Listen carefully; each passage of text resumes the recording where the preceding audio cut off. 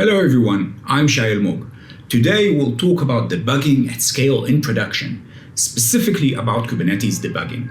I'm assuming everyone here knows the basics of Kubernetes, so I will dive right into the basic problem description and then into the 3 tools I will show today. But first, a few things about me. I was a consultant for over a decade. I worked at Sun, founded a couple of companies, wrote a couple of books, wrote a lot of open source code, and currently work as a developer advocate for Lightrun. My email and Twitter accounts are listed here, so feel free to write to me. I have a blog that talks about debugging and production issues at talktotheduck.dev. It would be great if you check it out and let me know what you think. I also have a series of videos on my Twitter account called 140-second Ducklings, where I teach complex things in 140 seconds.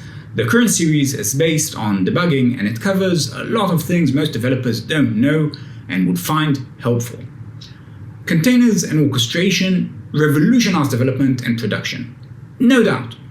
But in a way, Kubernetes made debugging production issues harder than previously was. In the past, we had physical servers we could just work with, or even VPSs.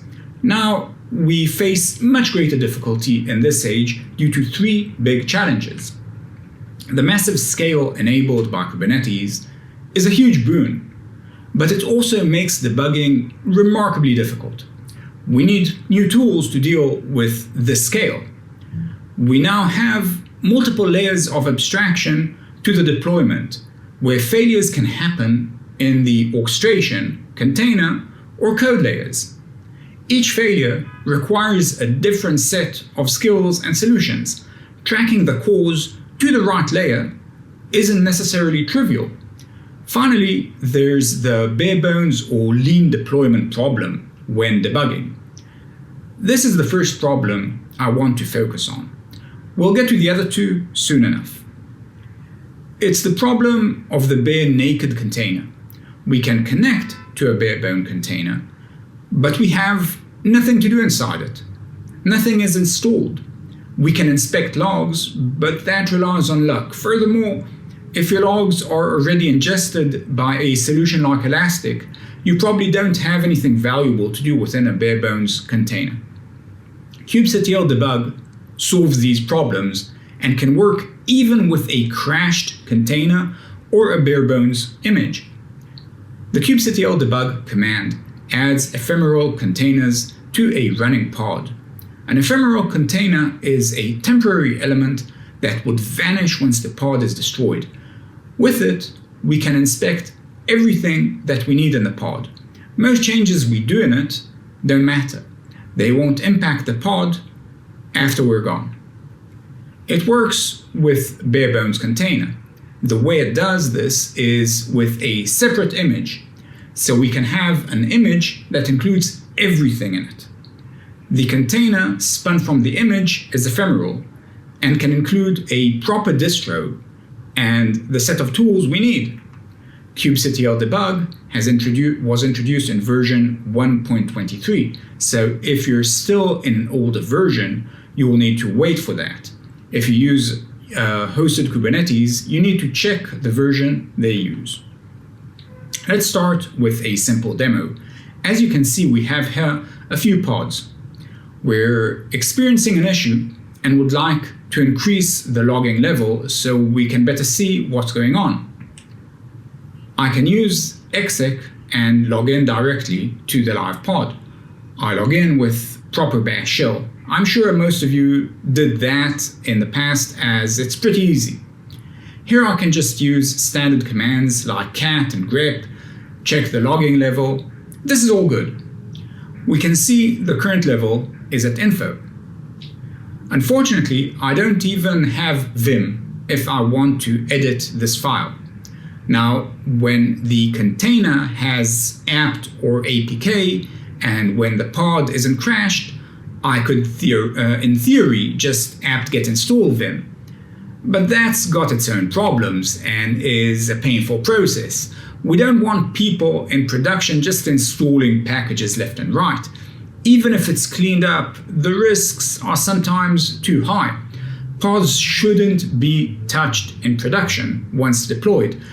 all the information and state of a pod should be described in its manifest, unless it's strictly a stateful pod like a database, etc.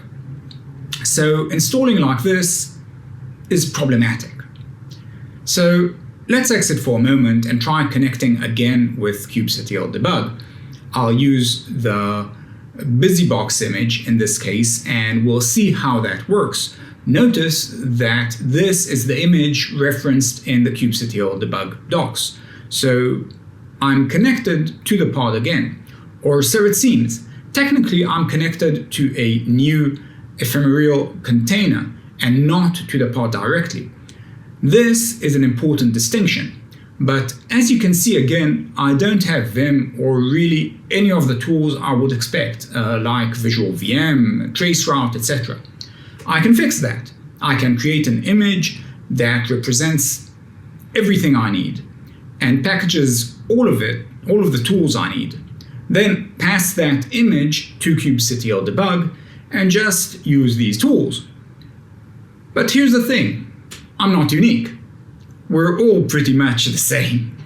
We all expect the same thing in our debugging sessions, and that image I can use is probably the same image you would use too. So why not have one generic image? This is where KoolKits comes in. KoolKits is an open source project that includes a set of opinionated, curated, platform-specific tools for kubectl debug. So you can have everything you might need at your fingertips while debugging. So what does this mean? When you use kubectl debug to spin up an ephemeral container, it's built using a KoolKits image. Currently, there are 4 standard images. A Go image that includes tools such as Delve, pprof, GoCalvis, and many others. The JVM toolkit, which includes tools such as SDKman, JMXterm, Honest Profiler, Visual VM, and much more. The Node version includes NVM, NDB, 0x, VTOP, and much more. And finally, the Python version includes PyEnv, IPDB, IPython, and much more. But this is just the tip of the iceberg, as all the versions include the many tools you would expect in any proper debugging session, such as Vim, HTOP. We also have lots of networking tools like Traceroute, Nmap, database clients, and for Postgres, MySQL, Redis. Again, so much more. So let's continue from where we left off. In the demo, we can disconnect from the current session and then spin up a new session with the KoolKits image. Notice we can also use the shorthand KK command for many operations, which I don't use here, but you can see the syntax in the KoolKits docs. Specifically, in this case, notice I used the JVM version of KoolKits, which I chose because I'm a Java guy. But if you're using a different environment, you can use what fits there. In KoolKits, pretty much every tool I want is already pre-installed as part of the image by default. This means we can just connect and everything is already there. Since we're all very similar in our needs, KoolKits includes the common things most of us need based on the platform or language. It has sensible defaults and comes with Ubuntu as the distribution. This is important. You have a full distribution like you would have in a desktop or in a regular server. This is very helpful for debugging. So you get everything you need, even when debugging a bare bones container. Notice that thanks to kubectl debug, we have full access to the main application. Main application's container file system and the pod's process namespace. So we can do everything there while residing in a more convenient environment and having our cake and eating it. So to finish the story from before, I can just use Vim to edit the file and change the logging level to error, which I can then confirm using cat and grep. I can also do a lot of other things, such as profile using a profiler, debug using with GDB or JDB. I can use JMX term to perform JMX operations, which lets you configure the way the JVM behaves in runtime, and pretty much anything I can do with a local machine. To give you a sense of what KoolKits installs, this is the list of packages for the JVM client. And this is bound to grow as you can all submit pull requests with your favorite packages. This is just the JVM specific image. The other images contain similar tools at a similar scale. And you can get all that thanks to kubectl debug and KoolKits. I didn't forget about this slide. How do we debug issues of massive scale and massive depth? Instead of talking theory, let's talk about real-world example. What if what we're tracking seems to be an application bug? This is a common occurrence for sure. We might not know it at this stage, but that might be the place we want to investigate. We can use one of the debuggers in KoolKits to track it. But that would only work if we know the server where the issue manifests. It's also remarkably risky. Connecting a debugger to a production environment can lead to multiple problems. Stopping on a breakpoint by accident, using a conditional statement that grinds the system to a halt, exposing a security vulnerability. JDWP itself is literally an open invitation for hacking. We can try using logs and probably should start there, but more often than not, the issue we need isn't logged. We can try using various observability tools. They're great, but not for application level issues. They rule for big picture analysis and container level problems, not for application level problems. We used to call this continuous observability, but developer observability makes more sense.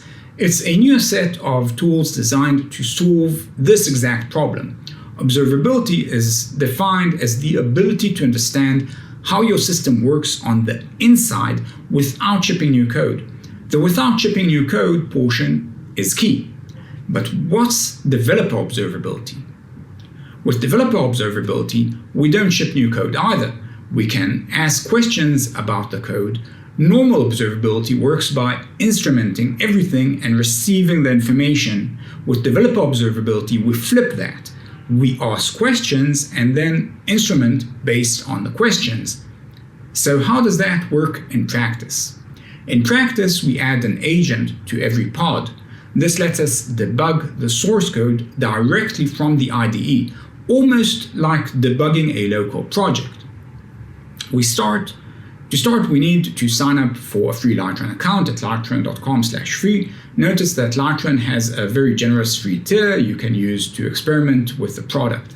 Pretty much everything I show here can be accomplished with the free account. I'll skip the actual setup since it's covered there and we don't have much time.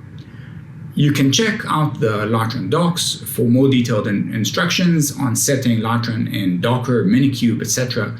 Unlike kubectl debug, we need to install the agent before the problem occurs. So if we do run into a problem, we will be able to skip right in.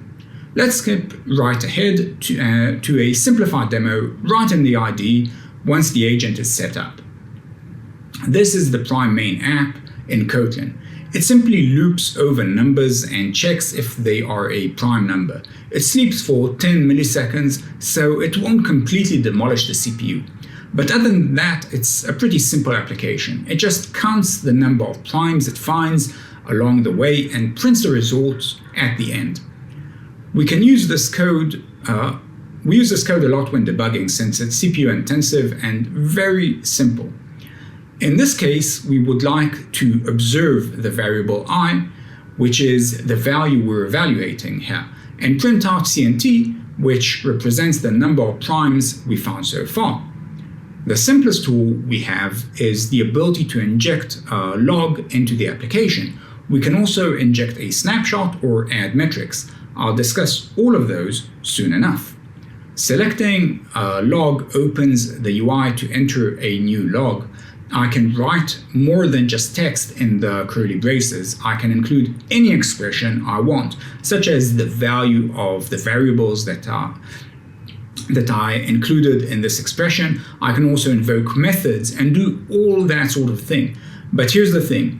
If I invoke a method that's too computationally intensive, or if I invoke a method that changes the application state, the log won't be added. I'll get an error. After clicking OK, we see the log appearing above the line in the IDE. Notice that this is behavior specific to IntelliJ or JetBrains IDEs. In Visual Studio Code, it will show a marker on the side. Once the log is hit, we'll see logs appear in batches. Notice I chose to pipe logs to the IDE for convenience, but there's more I can do with them. For now, the thing I want to focus on is the last line. Notice that the log point is paused due to high call rate. This means the additional logs won't show for a short period of time, since logging exceeded a threshold of CPU usage.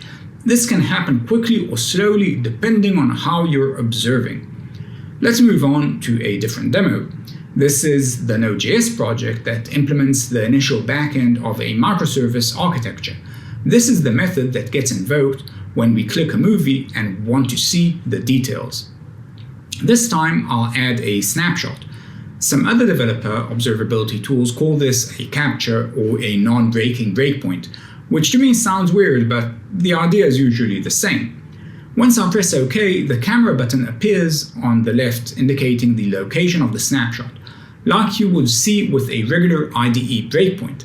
Now I'll just access the portion in the front end that triggers this code. And now we wait a second and the snapshot is hit. So what is the snapshot? It gives us a stack trace and variables just like a regular breakpoint we all know and love.